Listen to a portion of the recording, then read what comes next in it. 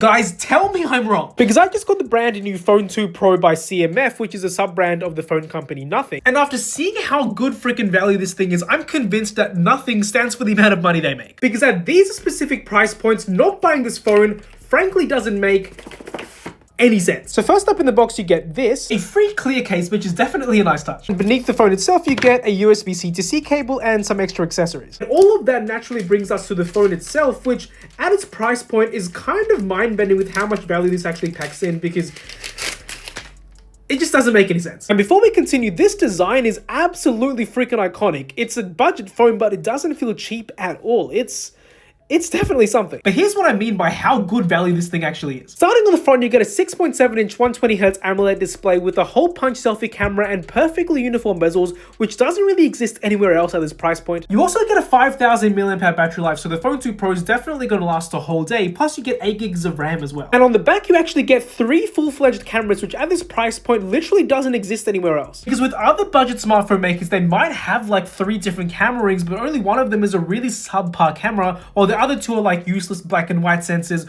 or like a really bad macro camera. But on the CMF Phone 2 Pro, you actually get a 50 megapixel wide, an 8 megapixel ultra wide, and a 50 megapixel 2x telephoto.